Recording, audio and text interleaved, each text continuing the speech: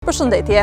Ideja e kësaj jave është një aplikacion i quajtur Kungul, i cili nëpërmjet skanimit të një QR kodi nxjerr të dhëna mbi produktet kozmetike dhe të tjera të kujdesit personal. Çfarë të dhënash do thoni ju? Se sa të dëmshme dhe të mira janë ato për shëndetin ton. Për të folur më tepër mbi këtë aplikacion, ne do të takohemi me krijuesin e tij. Në tregun e produkteve të kujdesit personal qarkullojnë pafund artikuj me përbërje të ndryshme dhe informacion të shpërndar mbi sigurinë e tyre.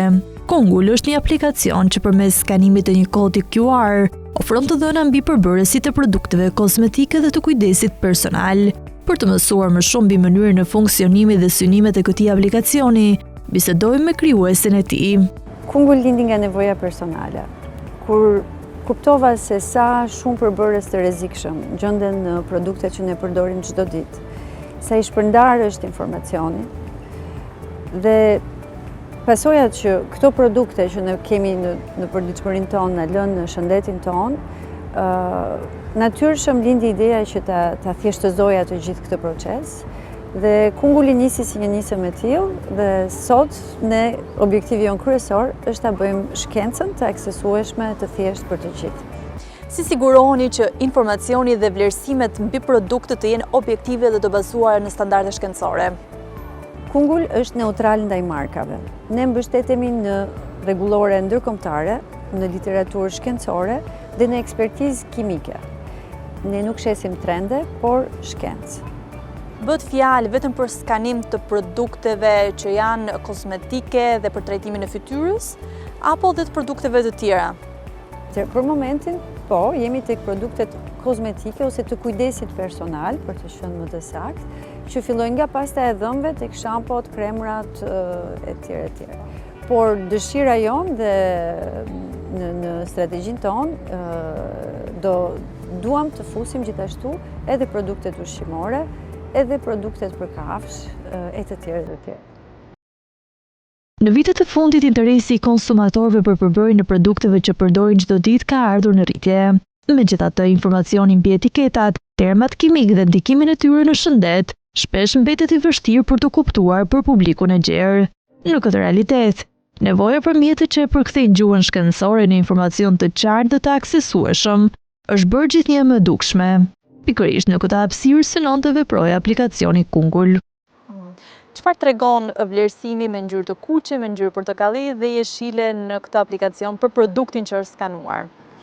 Po, kemi vendosur këto kode ngjyrash dhe kaq thjesht për ta bërë aktin e blerjes sa më të shpejt, që njerëzit të mund të marrin një vendim të shpejt për sa i përket produktit. Çdo ingredient brenda databazës tonë vlerësohet me një ngjyrë. Çdo përbërës vlerësohet me një ngjyrë dhe kur përbërësi ka një njohuri shkencore mbi të dhe dihet që ka studime që tregojnë që ka patur pasoja në shëndet, ai vlerësohet me ngjyrën e kuqe. Kur përbërësi është në studime sipër, ku ende studimet vijojnë dhe ka një rrezik, le të themi, të lehtë mesatar, vlerësohet me ngjyrën portokalli, dhe kur jemi në kuadër të një përbërësi që nuk ka asnjë studim dhe asgjë që thotë që mund na shkaktojë problematika në shëndet, atëherë vlerësohet me ngjyrën e gjelbër. Pra pikëzimi dhe vlerësimi sipas ngjyrave është për të përcaktuar se sa të dëmshëm janë përbërësit e këtij produkti për shëndetin tonë dhe cilat janë ato, le të themi, më të mira për shëndetin, edhe për lëkurën dhe për pjesë të tjera që kanë të bëjnë me kujdesin ndaj shëndetit tonë. Por për të mënyrë se si funksionon aplikacioni, rëndësi ka edhe mënyra se si ai po përdoret në praktik.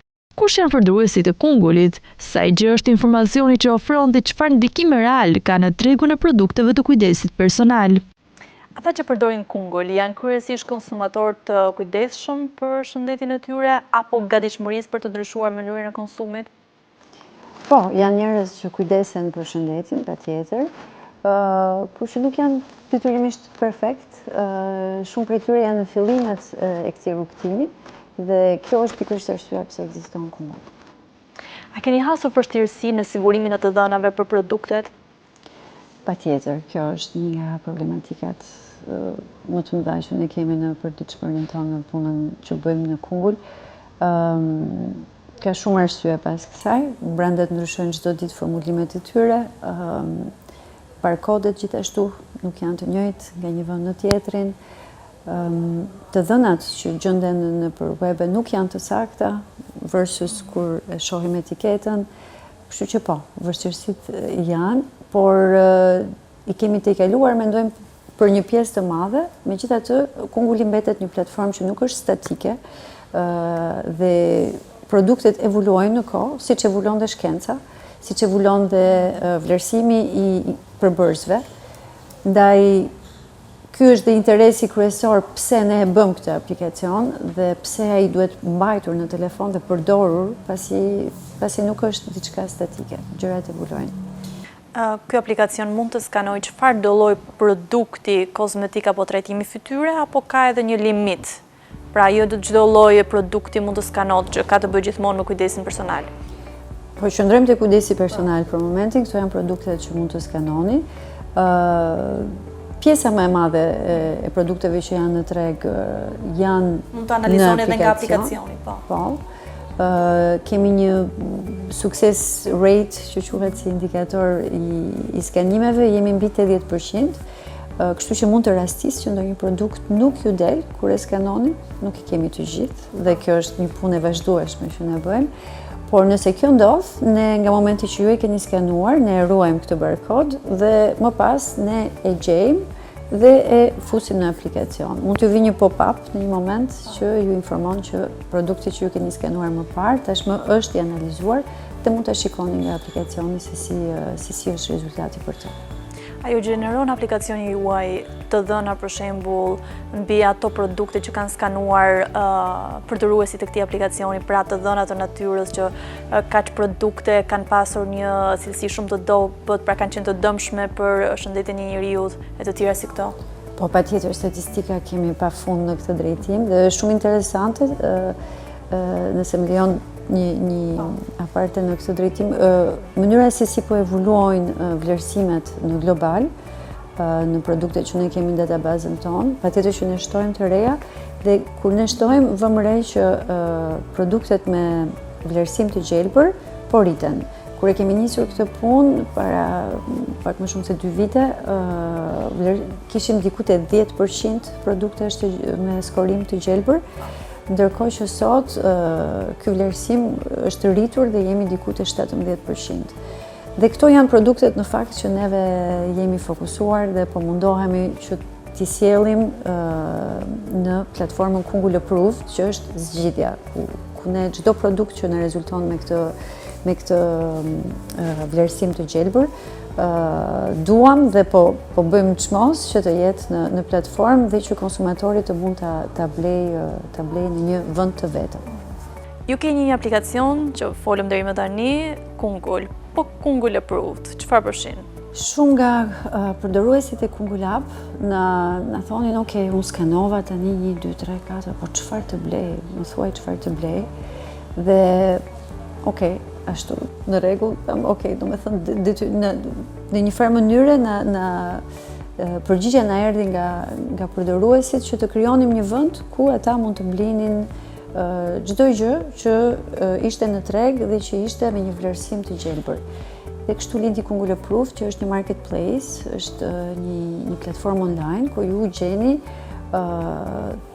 po mundohemi të fusim të gjitha produktet e nevojshme të kujdesit personal, por gjithashtu aty keni dhe produkte për mirëqenien ose shëndetin nga brenda, siç e themi ne, siç mund të jenë kombucha, kimchi, matcha, të gjitha emrat që janë në shqiptar, por që janë produkte shumë të mira në fakt për shëndetin.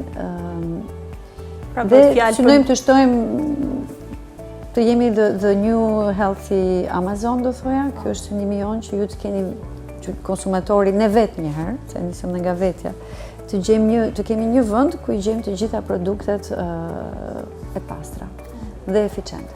Pra është një platformë që të orienton, le themi, të drejton drejt atyre produkteve që janë më të sigurta për shëndetin tonë.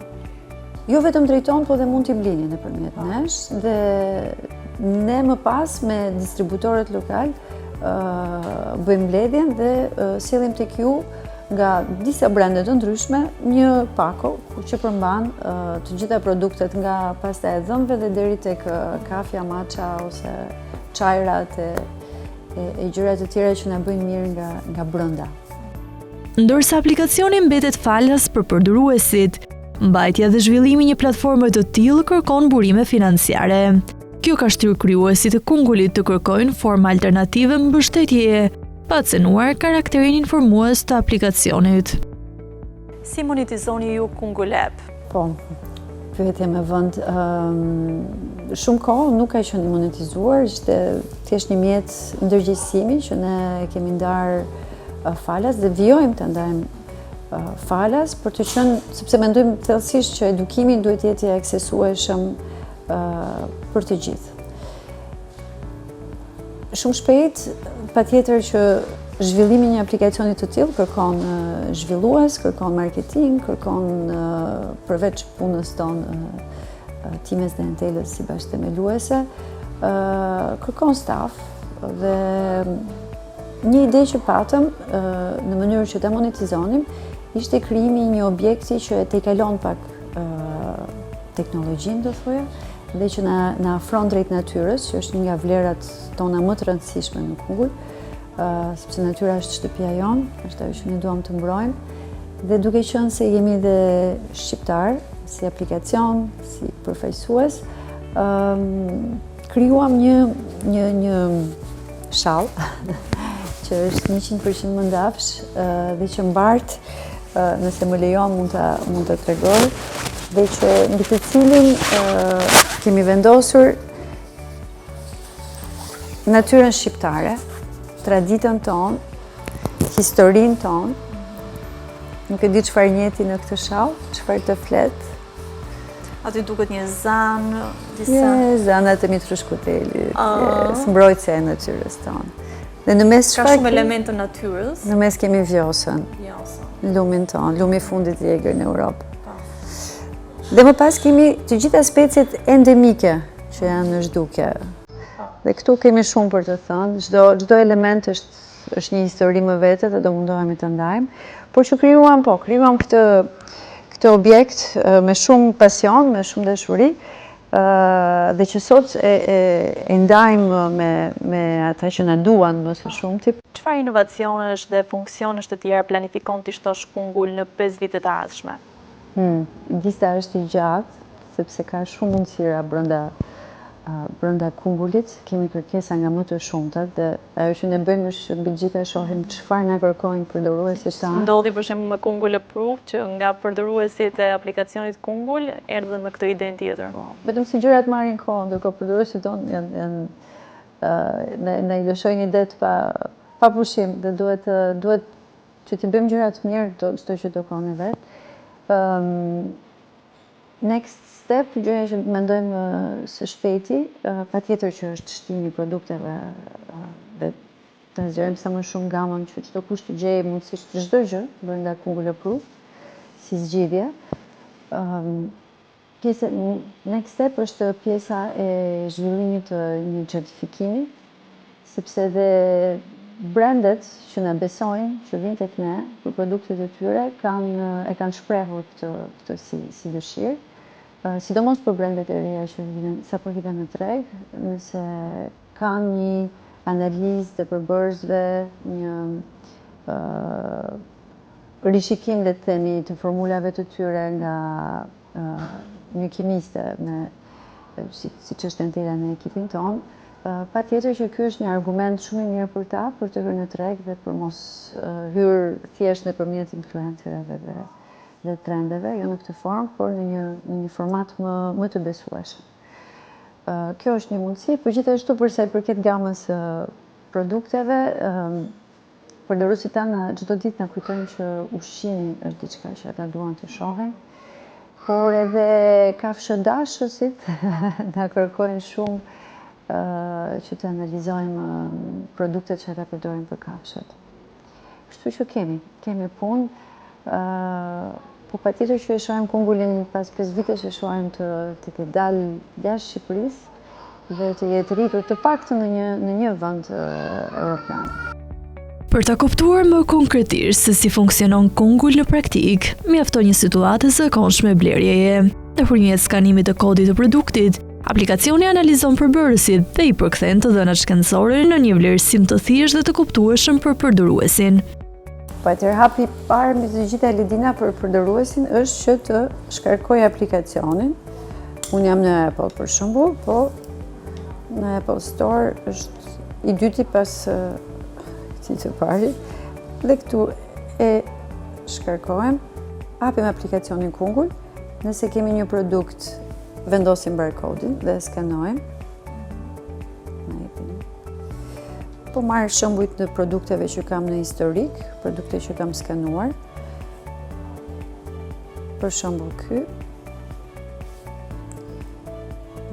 E shikojmë me një herë, një skorim në të djathtë këtu është 0/10 për këtë, pasi ka 3 ingredientë që janë të dëmshëm për shëndetin, si shikoni aluminium, metilparaben edhe aluminium klorohidrat.